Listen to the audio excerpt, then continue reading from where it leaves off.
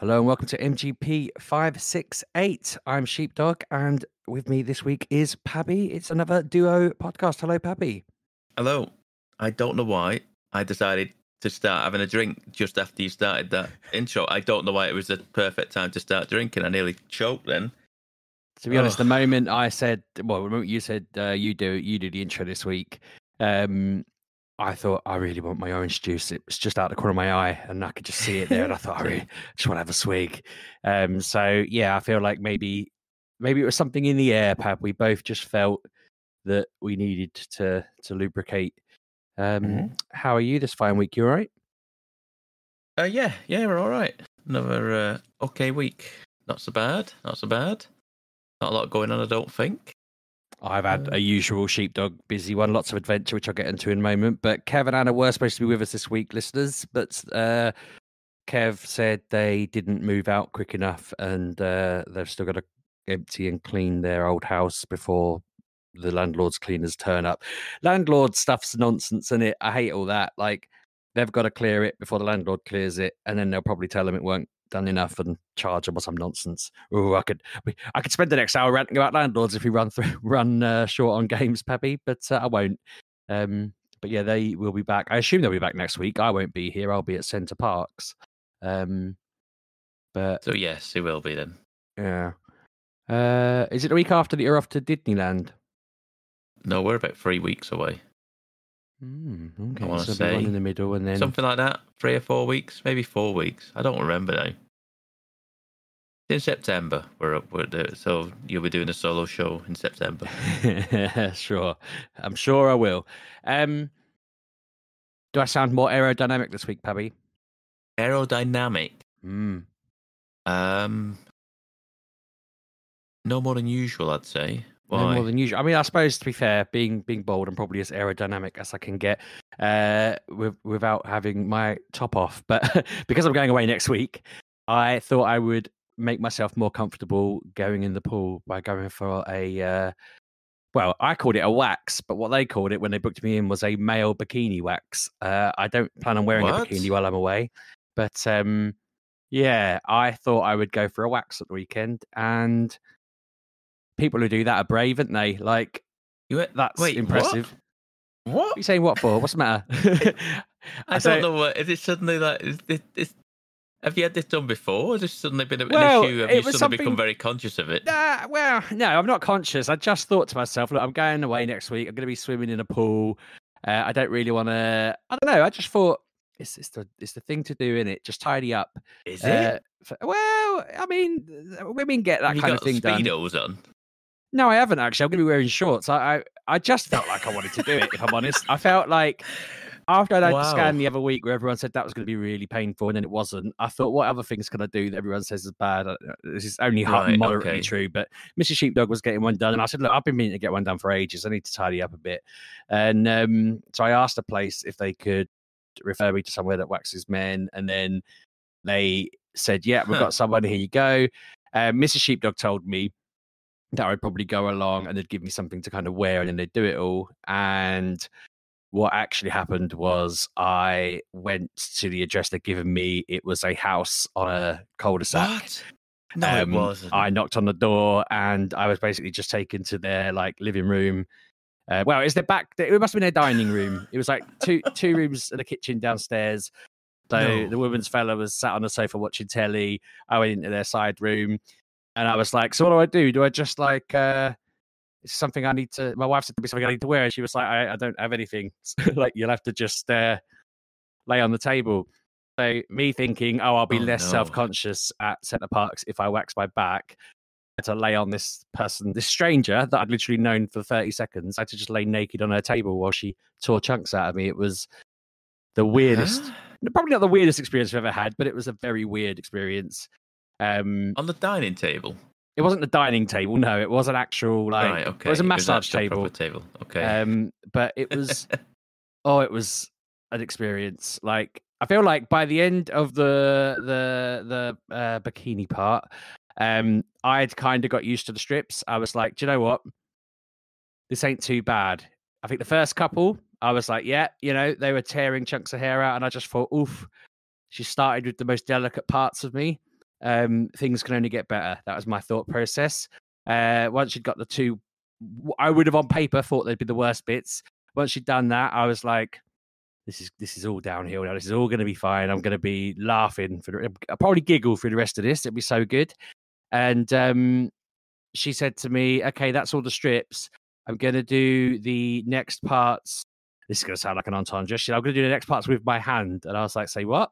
But she just kind of tore chunks out of my back with like something in her hand, some sort of sugar thing. And it was horrendous. It was like she'd put her hand down. It felt like she was pinching me while shoving needles in me at the same time. And then she'd rip her hand up and with it a chunk of like my back. And I was like out. So it wasn't like the worst pain ever, but I kept hissing like automatically. I wasn't controlling it. I kept just being like, and just making these noises. And she was like, oh, I'm really sorry. I'm really sorry. And I was like, honestly, I'm not controlling that noise. I don't know why that noise is coming out. Like, it's just you pull it. And then my reaction is to just start hissing like a cat. And she just kept laughing and saying, I'm really sorry. I'll apologize properly at the end. Like, once I've hurt you for the next half an hour. I kind of lost track of where, I think she must be done now. And then she'd tell me she was like halfway through and needed to do the other side of my back. I'm like, for goodness sake. But honestly, I thought it'd be like an hour, and I was in there about an hour and a half, 2 hours in total. And on the way home, I was just like, that is bizarre. I think that's probably because part of it was that while she was like in the middle of it all, she knocked her stuff down and had to go and pick up a table load of stuff. And I'm there like, I would help. I was like, do you want any help? And I'm thinking, please don't say yes, because I'm not getting up, Starkers in your dining room and helping you tidy up the mess you've made. But the gentleman in me was kind of like, yes, Pab. They had to do the whole job. It was so surreal, honestly. I was so like, so they literally had nothing for you. It was just like, yeah. She was just like, table. I haven't got. Yeah, she was just like, I don't. I sort of asked, and she was like, I don't know what you could use, like what, how would that even work? And I was kind of like, well, my wife said that you would have something. My wife kind of made it sound like there was a common procedure, or I think women wear a certain sort of underwear or something like that helps them be, whatever the word is, modest in the situation. Whereas I mean, that woman knows me better than anyone now, I think, other than Mrs. Sheepdog at this point. Oh, good Lord. It was surreal. And yeah, I mean, I tell you what, though, it's helped with the heat, not having carpet on my back. And as I say, I'll be sliding down those slides so quick. My Centre Park slide race rivals won't know what's hit them this year when I'm, When are you going? Monday. Week? It won't have grown back by then, Pab. Don't try and start on me. Yeah, I was going to say, you're going to be all bristly. It feels like my skin has never felt so soft, Pabby. Never felt so soft. I'm absolutely astounded by how soft it was. At the time, I was kind of like, I'm not coming back here, like in my head a little bit. I was like, this hurt.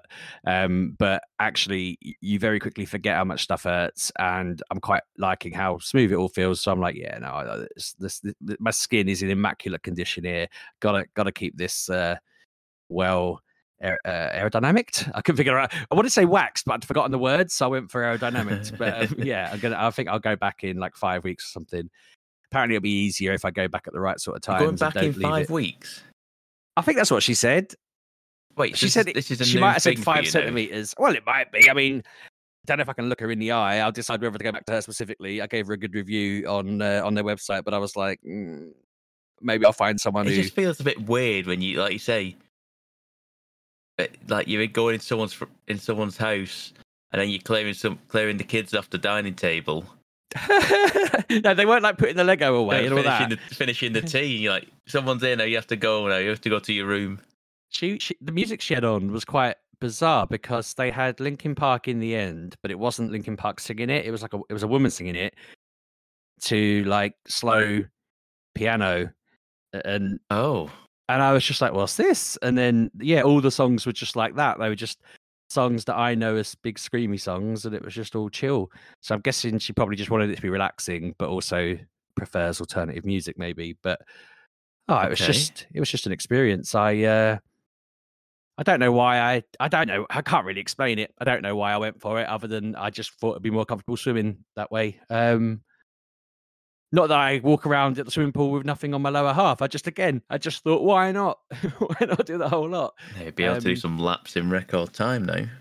Oh, mate, I'm so you know when you play Gran Turismo and they're like, spend some money and they'll replace all the nuts and bolts and seat belts and stuff with lightweight stuff, and it makes the car go that extra sort of, I don't know, 10 horsepower. That's basically me. I'm going to be just slightly quicker because they've fine tuned me at this point.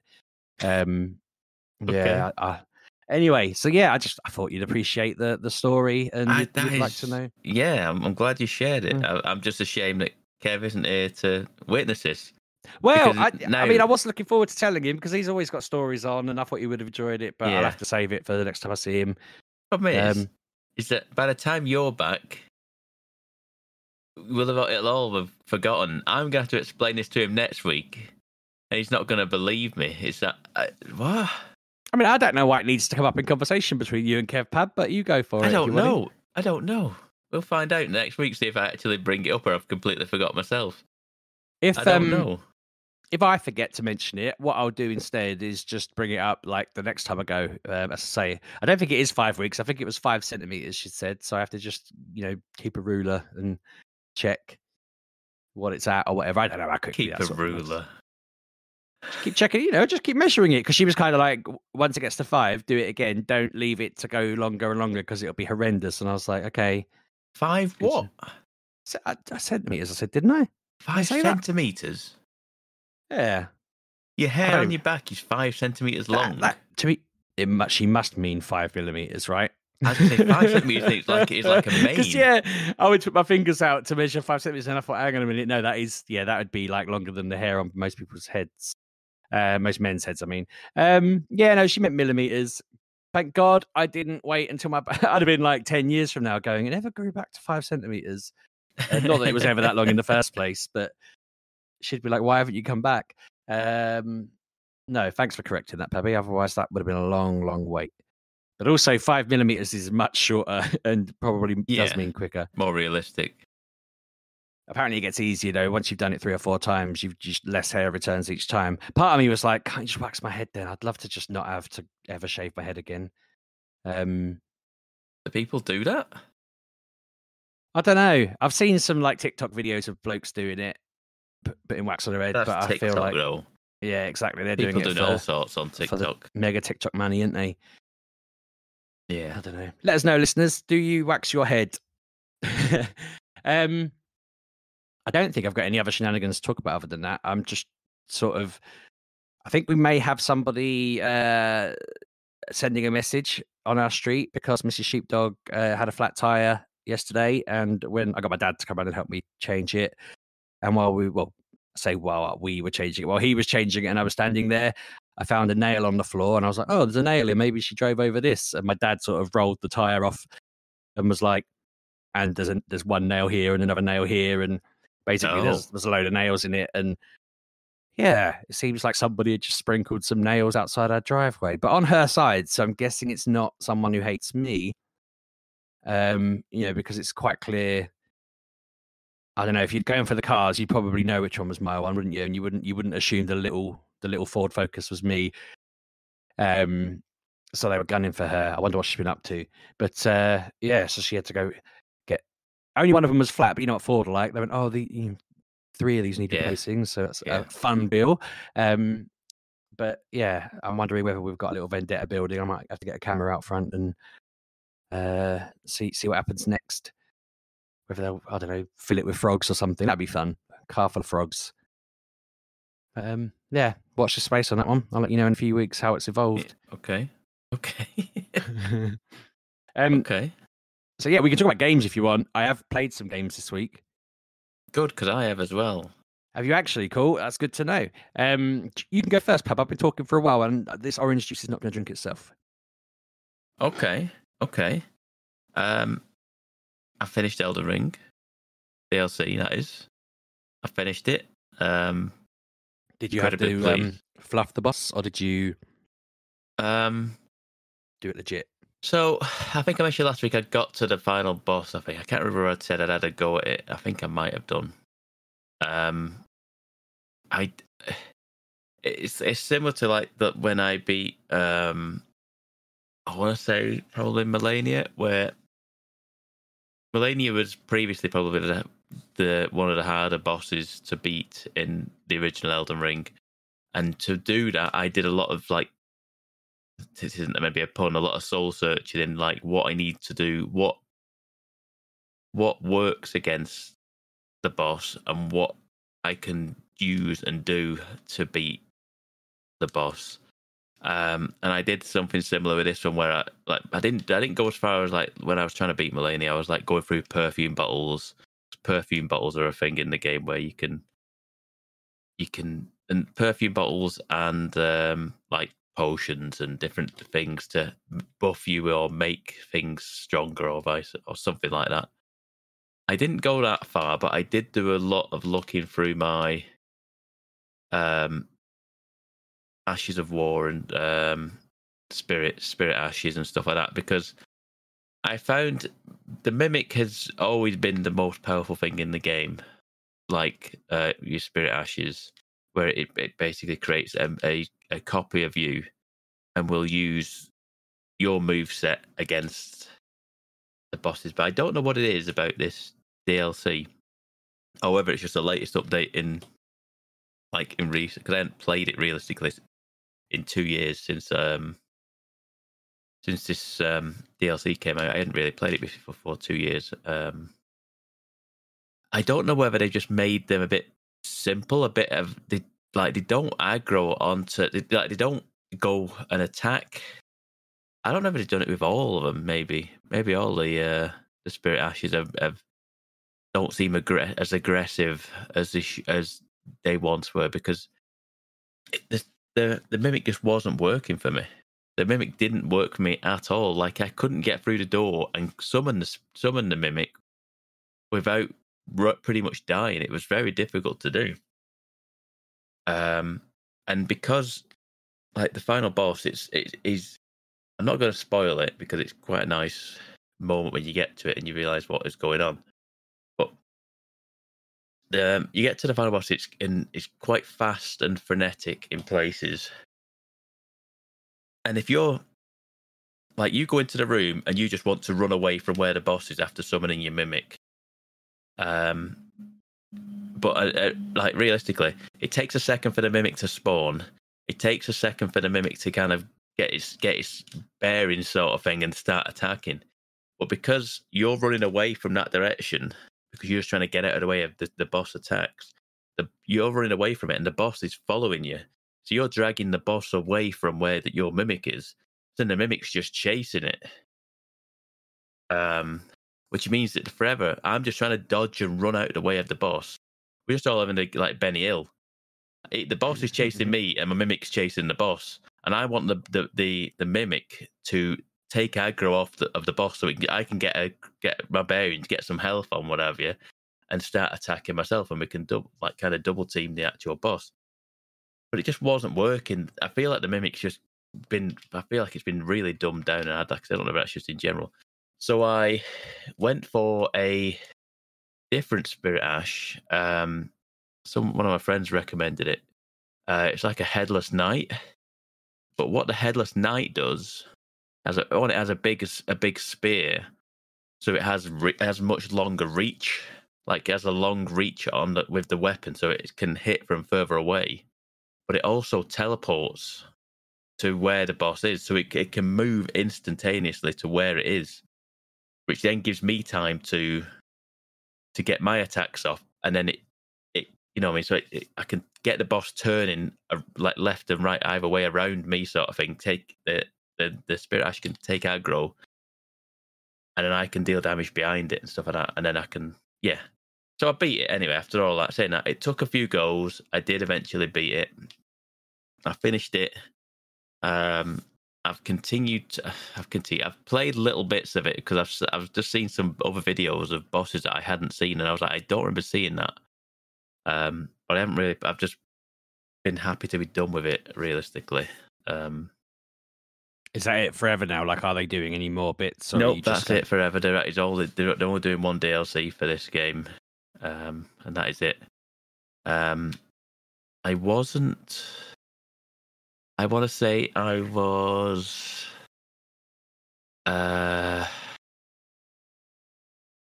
Skadoo Tree level 18, I want to say, and Spirit Ashes 10.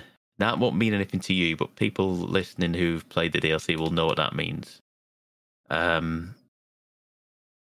So I think 20 is the max. I can't decide whether 10 is the max on Spirit Ashes. Might be.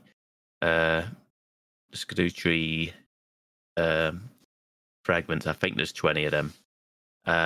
So I think most people have said like you need to be able to 16, 17 to be able to handle the last boss. So I was 18, I think, so it wasn't too bad.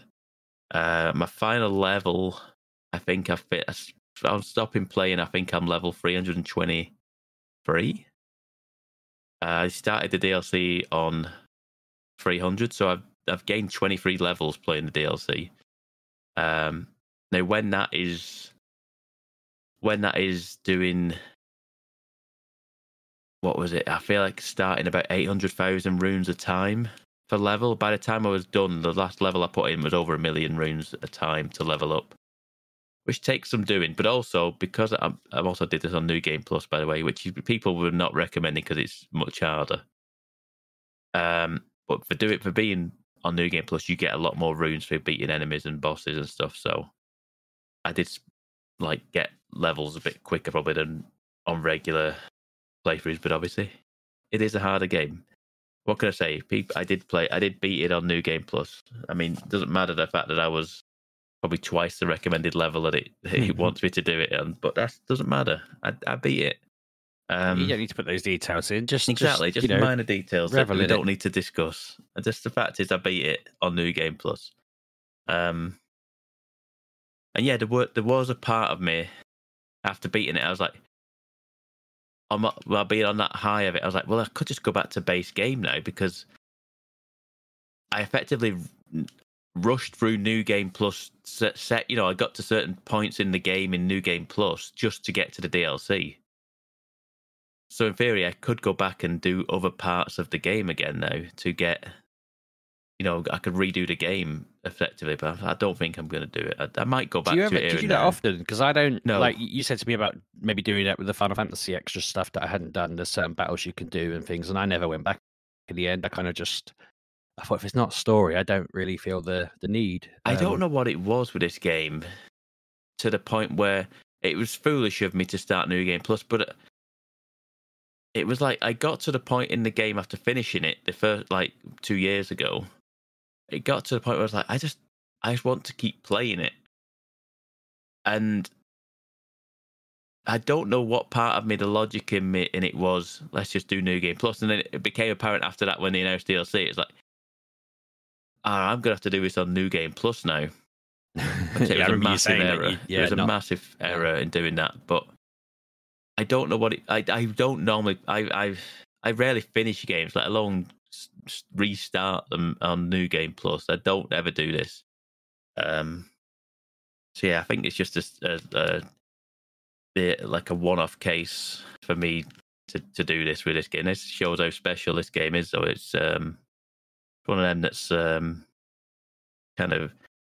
This is the thing you see with this game is it's always surprise, like me going and spotting other things that I hadn't seen in the DLC, and I felt I'd done a sizable chunk of it. There is a lot of things that I haven't seen in that DLC. I don't think that's a lie. I was gonna say I don't think I've beaten a dragon I haven't beaten Bale. Bale is like the big bad dragon in the DLC. And I've got right up to the door where Bale is. My initial statement was going to be I haven't beaten a dragon in this DLC, but I have beaten a dragon in the DLC because there's 2 or 3 on the way to Bale. They're all smaller dragons. So I did beat them, but there are a few named dragons in the world that I haven't even touched. I didn't even go to them because I fought one of them and I was like, I don't need to fight them. They're all optional optional world bosses. So I was like, I just don't need to fight them. So who knows? There's plenty of stuff in the DLC if I ever want to go back, and like I say, main game now. That if I wanted to go back and scratch that itch, sort of thing, I could do it. But yeah, it was a very good DLC, and if we were allowed to do DLCs on the Game of the Year, I would put it on my Game of the Year list. But that's not in our rules. That's not in our rule book, is it? So we don't do that. Not usually, anyway. I don't think so. No, we can't do that because Kev will kick up a fuss about Cyberpunk last year, and we wrote that off, didn't we? Yeah, I don't think we could put DLC in. No, I think that's fair. I kind of that was the ruling that I came up with. I as much as I would like to, I think I stand firm on that ruling of DLC that counts for a game that came out in 2022. So it is a game of 2022 with DLC now. That's how I see it. So yeah. Do you want to say anything? Do you want to go? I mean, you can keep going. I'll do my bits. I've got stuff to talk about, but yeah. I've not played tons of else stuff because, well, then again, no, I must have done. Because this is what I'm like most weeks. Right? I'm just thinking now.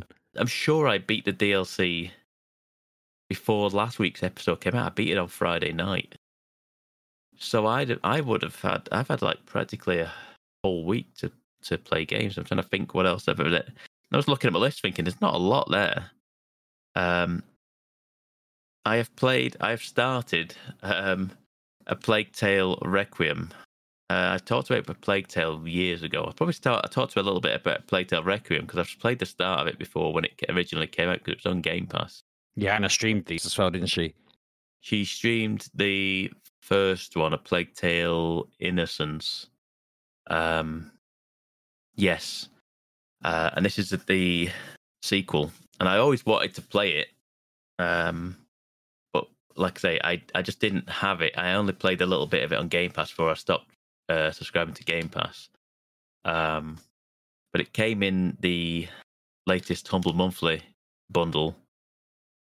I was like, oh, great, I'll start playing that then, especially now I've finished Elden Ring. And I think these games are so good. These games are so good. They're not massively challenging. They're not like Twitch shooters or like you got to be really skilled in anything like that. It's just a very good, competent third person action adventure game. Where you're in France in like times of like the plague, and it's the rat game. It's rat game where there's lots of rats. It looks so good. It is unbelievably good looking game for what it is. Runs absolutely smooth as anything. And it's just, I've played maybe close to 3 hours of it initially.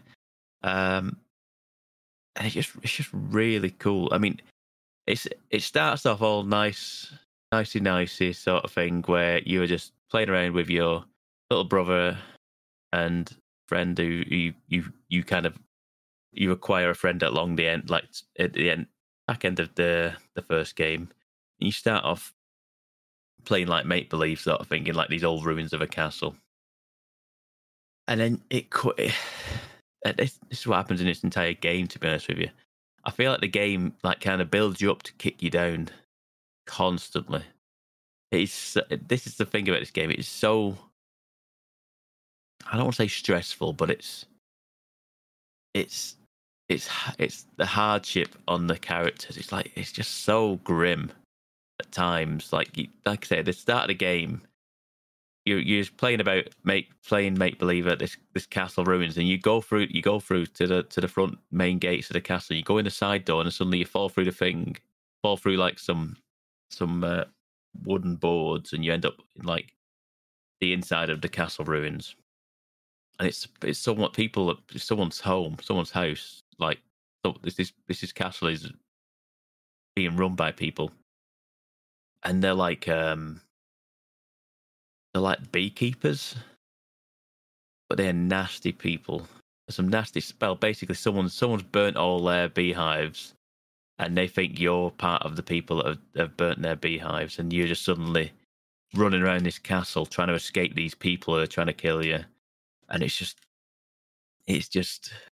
some grim events. It's a grim event. Some grim events, and like you escape that, and then you're like, okay, safe, and then suddenly you're not safe, and then you're safe, and then realize, no, you're not safe. You're not safe, and you go. I'm gonna say you go a good chunk of that, like 2.5 to 3 hours that I've played. I want to say you go a good hour without seeing rats. So the main thing of the game, you know, it's coming.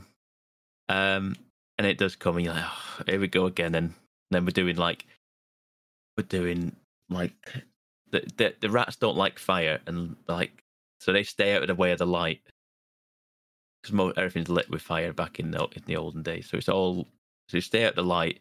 So you're doing a lot of puzzles of like it's just like a floor of rats. The floor is rats, and you have to get to the other side of like an area. So you have to light things up using. You can make like you have a sling. Basically your main weapon is like a sling. You sling rocks at enemies, and you can sling like these like explosive like sulfur igniters at like bonfire type things. You know, like a little light sources, and you shoot them, it ignites them, and they all clear away. So that's pretty much predominantly what I've been doing. Yet is like environmental puzzle solving, trying to stay alive. But yeah, it's just a very, very cool game, and I'm enjoying it a lot. I'll probably finish this game because I enjoyed the first one so much, and I don't know. I meant to keep me to look how long it is to beat this game. But if it's probably about 10 to 12 hours, I'll probably be happy with that. It seems all right for what it is. It's a cool game. Like I say, it's just really nice to look at. It's very nice to look at. So yeah, I played some. I was gonna say, no, I was just gonna say, they do look good, don't they? They've got quite like it's like a moody kind of dark and dirty kind of vibe to it. Yeah. It's very cool.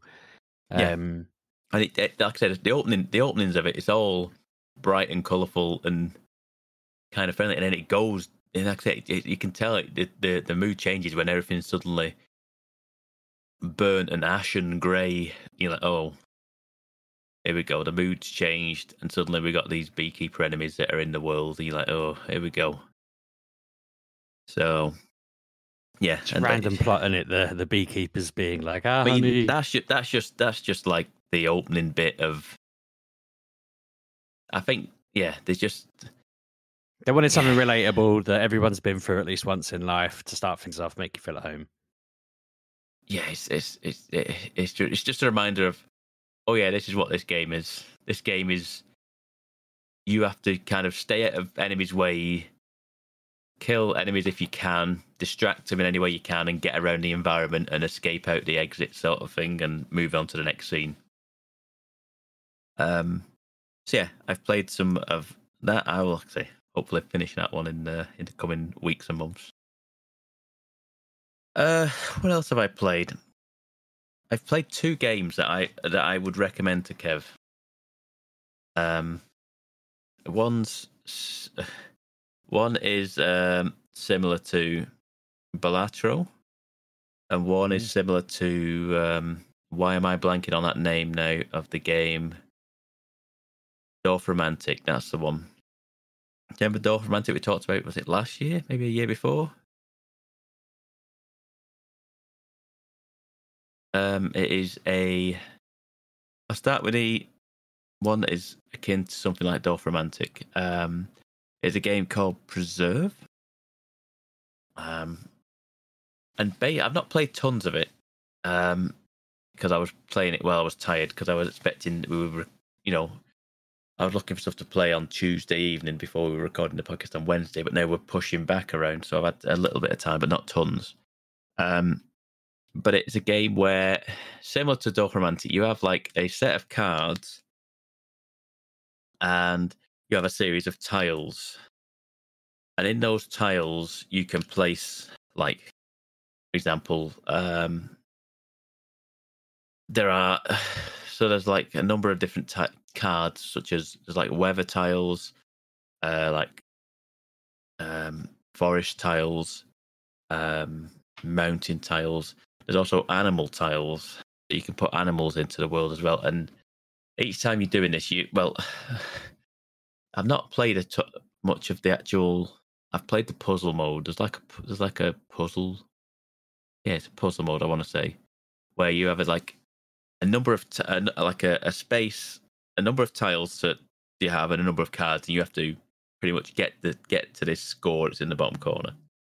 And every time you put a card down, you get a score. But obviously, there'll become a point where you have to put the tiles down in a certain arrangement, put the cards into the tile configure, and get them all to equal this score that you're trying to get to. Yeah, it feels like a little bit like Dorfromantik, but with more of a purpose. And I know there is like an endless mode in this, which would make it feel more like Dorfromantik, because Dorfromantik is you have a deck of cards, and you go until your cards run out, basically. And you get given more cards for doing certain things in the game, but it's also you go until the cards run out. So I've been doing the puzzle one just to see what the actual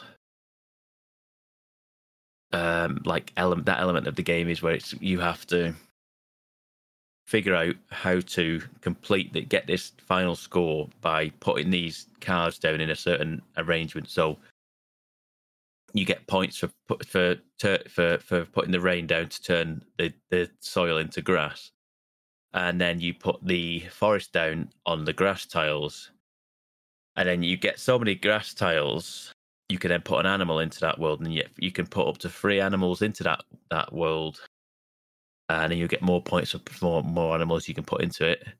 But you can only put up to 3. I think if you have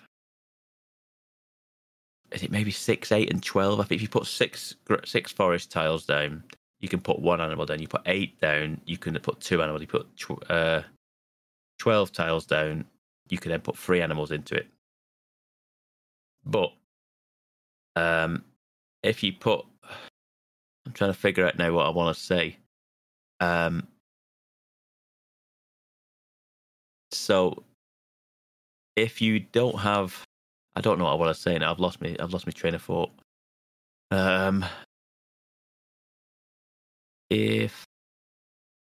Anyway, I've lost it. It's not coming back to me.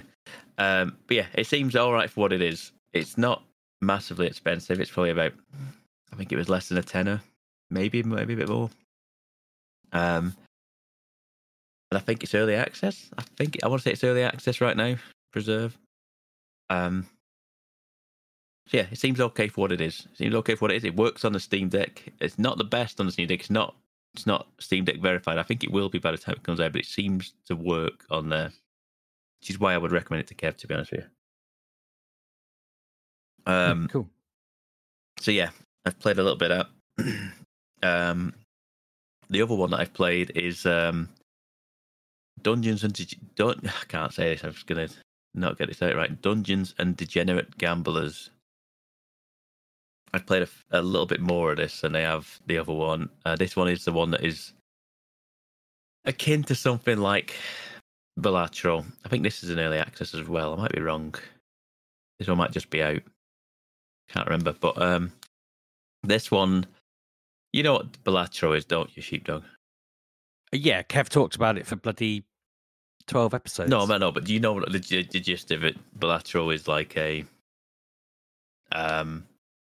poker, with weird Joker rules and stuff. Card game where it's not really a poker game; it's more a roguelike card game. So this is similar, but you are playing blackjack. And this one, you have your deck of cards that you have, like just a general deck of cards. You pick a suit. So this is how you start with pick a suit. This is different. This is like you would have a deck in Balatro, and you have like a blue deck and a red deck and all the different coloured decks, and they give you different things. I've only played on Hearts that now, because Hearts give you health back if you get a perfect 21.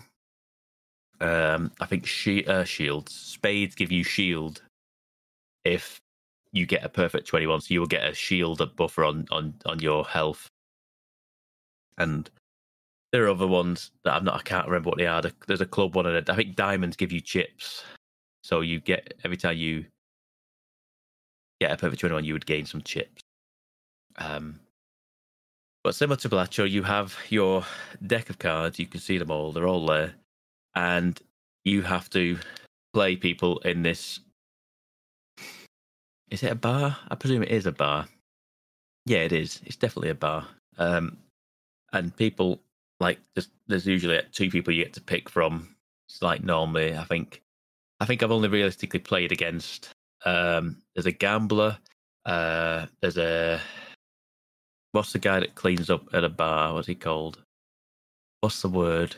Cleans up as in like the guy that has the mop and bucket. well, janitor. Yeah, a janitor. There you go. There's a janitor in there. There's a drunk. Like I say, there's a gambler in there. And there's all these different characters that anyone random one can turn up to you initially. I think you initially play 2 or 3 of them before like the manager turns up, and you can play the manager, and that'll allow you to advance to the next level. Similarly to how you would play Balatro, where you'd have a certain number of blinds before you pay the boss blind, and then you move on to the next level up.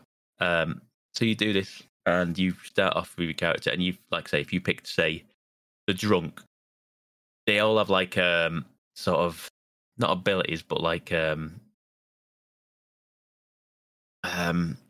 traits, and the drunk will always stand on 13 because he's a drunk and he's not quite with it. So anything 13 and above, he will always stand on it, regardless. So each character has like a different traits and different things that they'll do. There's a thief, I think, and the thief steals your cards. Every turn he'll just whip a card from you without you knowing, and you know it because you see it, but you can't do anything about it. So he's got a life, but like a life number, and you have a life number, and you've got to basically just whittle it down. And every time say you get 18 and he gets 16, the difference is 2 there, isn't it? You would deal 2 damage to him. And if he goes bust on his thing, and you had 18, you deal the full 18 damage to him. So the trick, the point of the game, you do not want to go bust on the game. You would rather lose. Say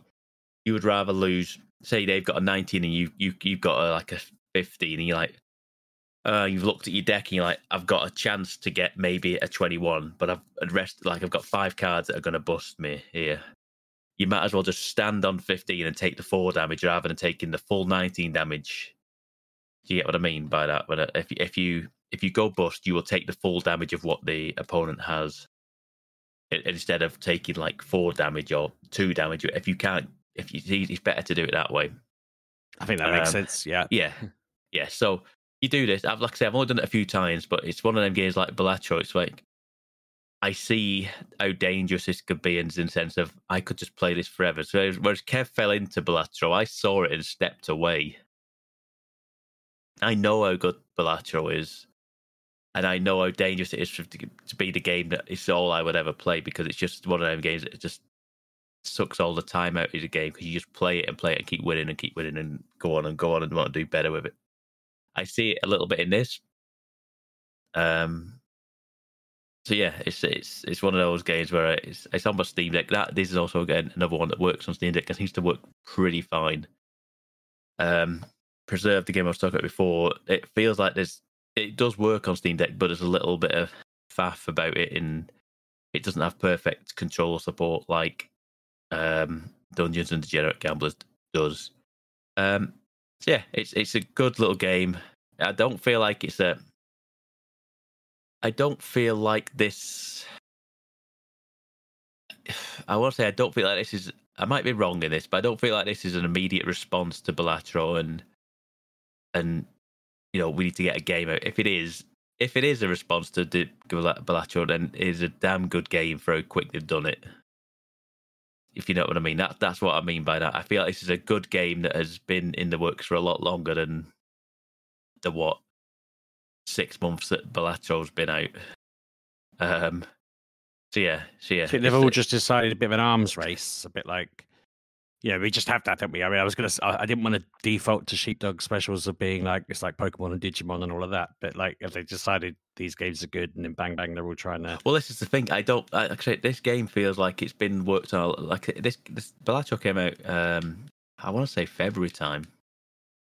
I just don't know how someone's done it in this time, but I know there's also a Mahjong version of this type of game of, like a roguelike kind of card deck building kind of thing. Oh, that's what else I didn't say about the game, is that every time you win, you get a card, you gain a card to put in your deck, similar to like Balatro, where you have jokers. You have a series of cards, and sometimes you'll have like a library card, and that'll have an ability, or a certain card, an ID card, and that'll have an ability on it that'll like it'll do something for you or damage them, the enemy, or do something to their cards. Or there's one card that can literally swap with one of the cards that your opponent has. So there's all these different cards that you can put into your deck, and you can build your deck up accordingly.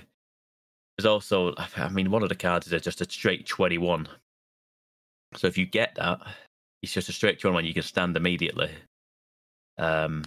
But it is also dangerous because that card could come out in the middle of a hand where you've already got 15 and you straight bust.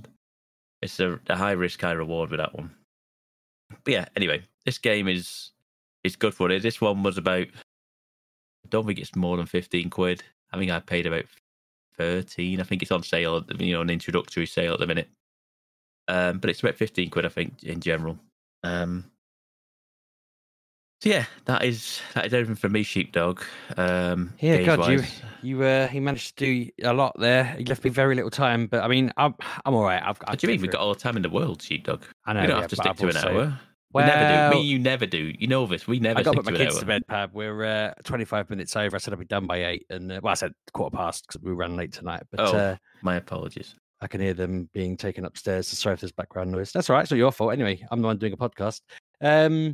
Both the games I played this week feel like they sound like insults you would call a bald man. First one I played is Cuphead, which I know I played before, but Ollie fancied playing it. He asked if I would play it with him, and we have had a great time. I was really bad at this when I played it before and didn't get very far. And I told him not to play it if it was going to stress him out because it's so hard. He started off a bit like irate at it, but then started to enjoy the highs of beating the bosses so much that I think he started to just really get it. That whole kind of the pain is good pain because eventually you win. And suddenly he was just like, he comes in and he's like, "Oh, I've done 4 bosses today, and I'm on this bit," and I'm like, "Bloody hell, mate!" Like, I try and come in to help him, and he gets not frustrated, but he's a bit like, "Come on."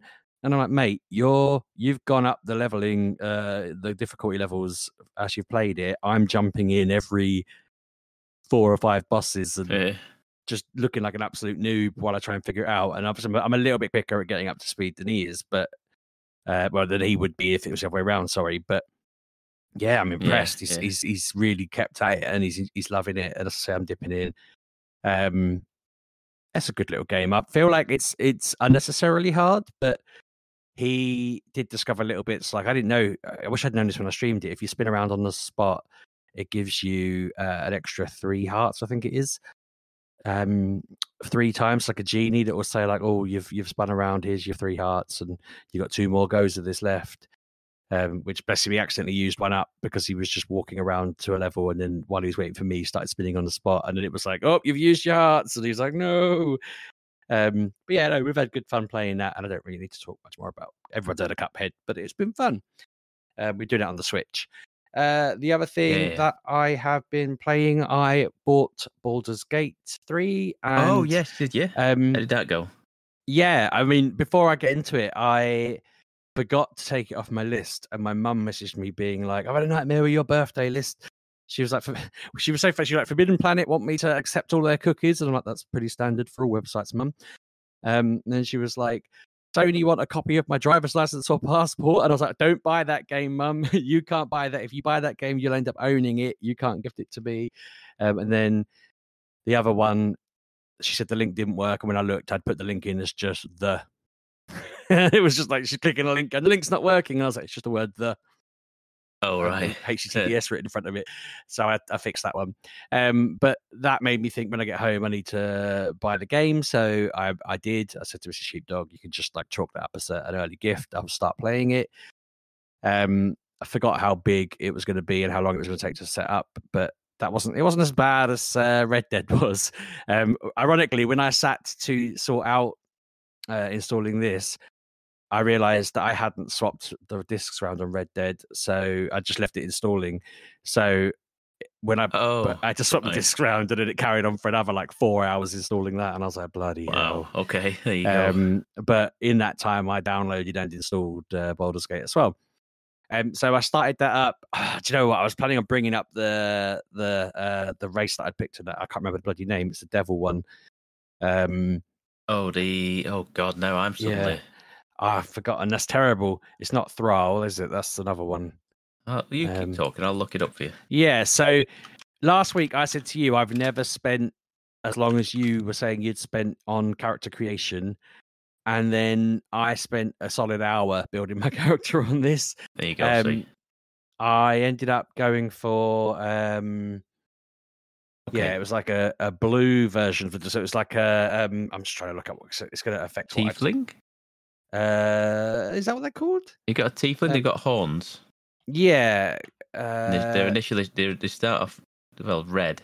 It's like red tieflings. So yeah, it was like a version of the tiefling that is purple. It's like a Mephistopheles tiefling. That's the one, Mephistopheles. So there you go. They have a thing called Mage Hand, which means I can have a giant hand following me around picking stuff up, which I keep forgetting to use. Actually, to get used to it, it's early days.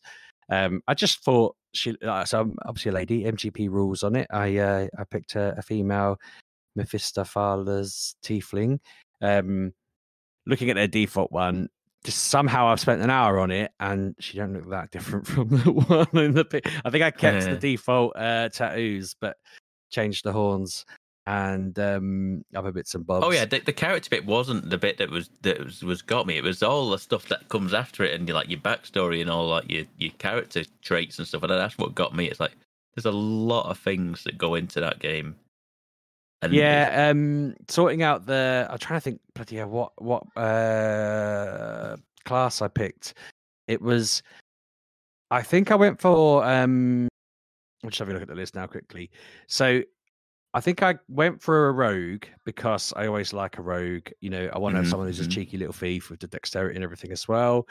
But I think I then went for like the guild thing on it. Right, yeah. Because it meant that I was able to be more convincing, and there was another benefit to it that I quite liked the look of. It was like I was able to convince people more charismatically, but I was also able to tell if people were being untruthful. That was it. And I kind of thought to myself that I'm not really good at that anyway. In games, I would say, like I'm following the plot, and I just like miss that subtlety.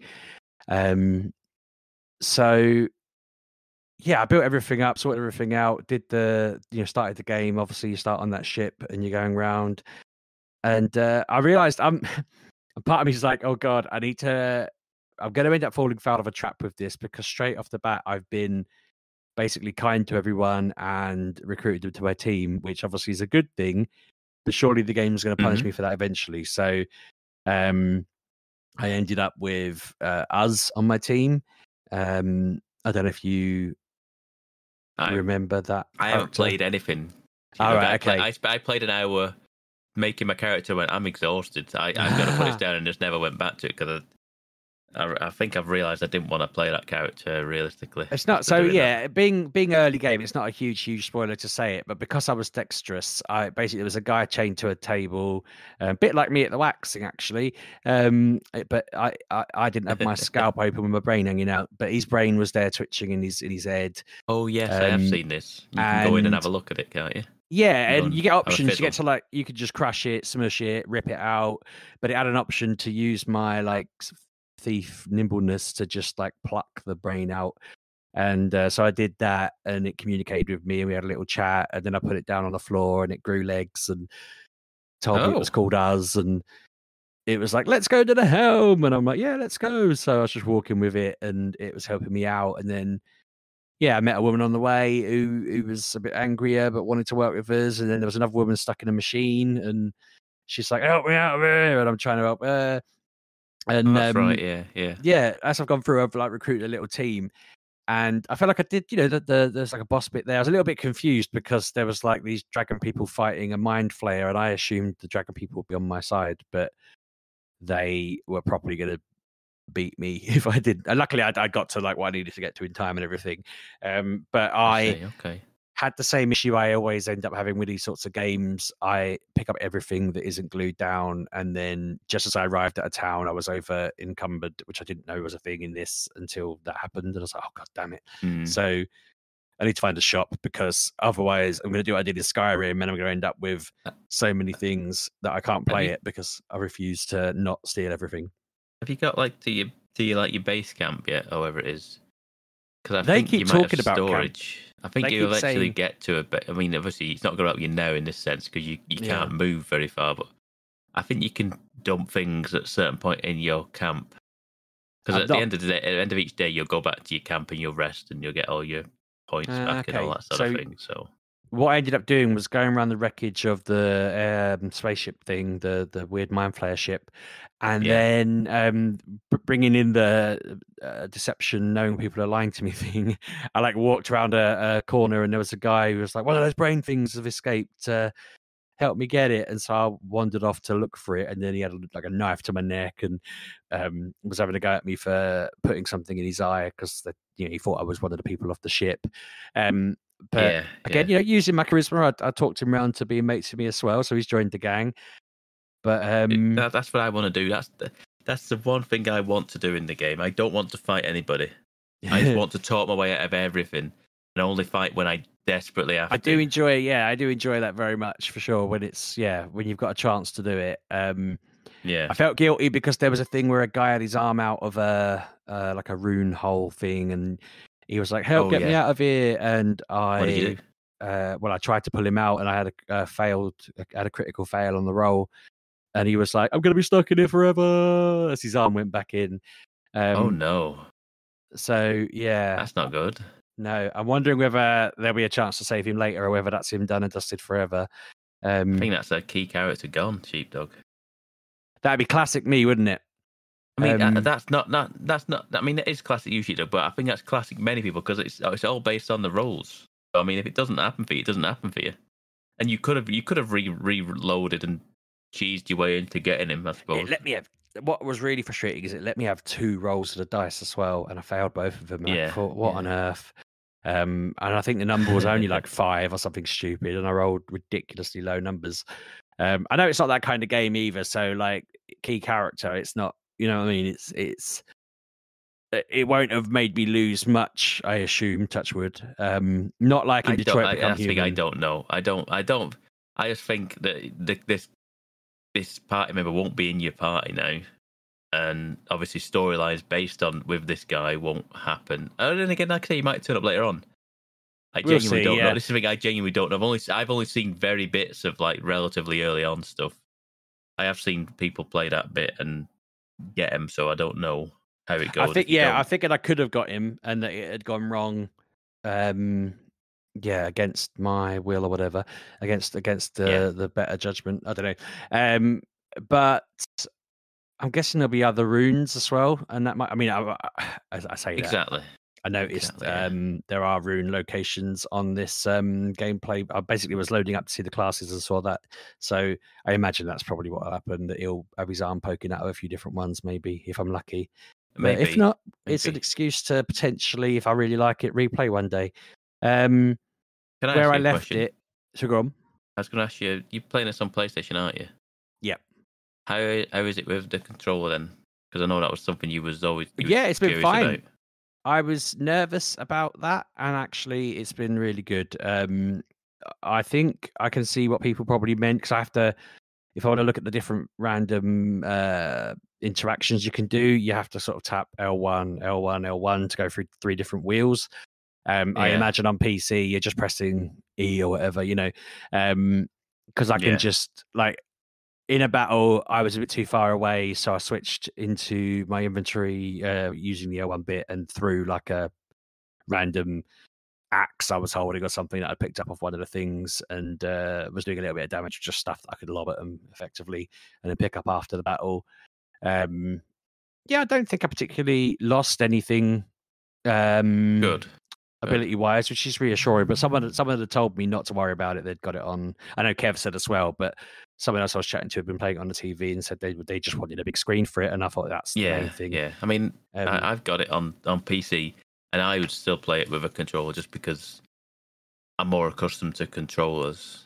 So, even though it is probably a bit more cumbersome and a bit more finicky, a little bit, I suppose, but than having a mouse and keyboard in front of you, I feel like I would rather play it with a controller anyway. So, I'm glad that is it's actually doable. One thing I will say is, as well, looking at this website, I'm surprised to see it said, see below for all playable character companions that can join your party and non-playable characters in the game. And yeah, there's hundreds of NPCs and whatever, but looking at it, I've already met 1, 2, 3, 4 of the 8 that are listed, and also one of them's custom, so that's you, I guess. So there's only 3 characters left to get, if that makes sense. So I don't know which one of those was the one that disappeared off. Yeah, I think there's like a, I don't know, Sheepdog. There's one that's like a bit of a wizard looking fella. Bit of a spellcaster maybe. I don't remember. I see that he Gale. Is it? I would say it's Gale. I think it's Gale. I could be wrong, but there you go. I think it is Gale. Anyway, so I've either lost him forever, or I think there'll come chances for you to gain him again later. At a later stage. He just will be he'll just be a bit peeved off with you because you failed to save him the first time.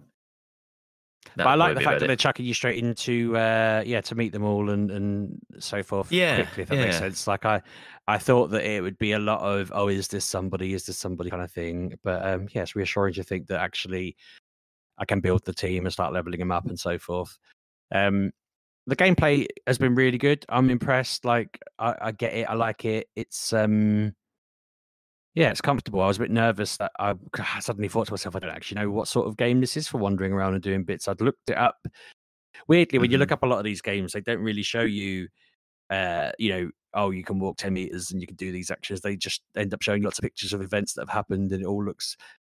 So it suddenly occurred to me that the research and reading I'd done hadn't really included many specific walking around bits. But yeah, it's good. It's fine. It's cool. I'm looking forward to playing it again. I was kind of like, I hope I get in the mood of it. I hope I get the vibe for it. Because sometimes you get a game and you're like, I can't be bothered. But no, I'm looking forward to firing this up when Mr. Sheepdog goes to bed later. Here's a question for you then. Go on. Yeah. Where would you? Well, I know you haven't played tons of it, but would this have been in your game of the year last year? I mean, it's hard to say at this point, but I like the feel of it. So yeah, we'll see what happens. I imagine so, right? Like, can't even remember what I was really pushing last year. Probably a Pokemon game, was it? No, there wasn't a Pokemon game out last year, was there? I don't even know, because there isn't one this year. I can't remember what I pushed last year, really. All a blur now. It is all a blur, isn't it? They all merge into one after they're done. Yeah. But I did have a quick look. I couldn't remember whether this had came out at the start of the year or end of last year. And I remember it. I remembered as I was looking it up that it was part of Game of the Year. Yeah. But yeah, no, I'm impressed. I'm glad I've got it. It feels like it's going to be worth the. I mean, it was only 46, I think, in the sale, and the sale's finished now, so it's too late to get it. If anyone's was thinking, sale. I almost got the deluxe version. It was like £5 difference, but all it really had was a few extra Bard songs and some paintings and stuff like that. And I was like, I'm all right. If I like the game that much that I want Bard songs at the end, I'm sure I can probably pay an extra £5 to get them or whatever. But I'm good. But yeah, other than those two, I've not really done anything specific to talk about. A couple of Pokemon bits here That's a and there lot. as usual, but yeah, I've had a good week. And that's our lot. Shall I start rounding us off? Wrap it up, sir. Yeah. Wrap it up. As always, you know you can find us at MGUK Podcast on Twitter, and I'm at RB6K. And I'm at Pab1986. Now, next week I won't be here, and so we're relying on Kev and Anna to fix their house and whatever else they need to do, which I think they're pretty much on the way to doing. I think that happy with based it. on the things they've seen, they are pretty much ready to go. They need everything to be sorted. They just ran out of time this week, so realistically, they should be back next week, barring some sort of emergency situation. Kev will want you all to know that he also has had a really difficult bout of diarrhea, and I am not joking. He hasn't sent pictures, thankfully, but hopefully that clears up for him. We're all rooting for you, Kev. Not that he's listening, but yeah, those poops might still be here in a week, and if they are, he probably won't be on. But that's your lot. Thanks for listening, and I'll catch you soon. See you next week, folks. Bye-bye.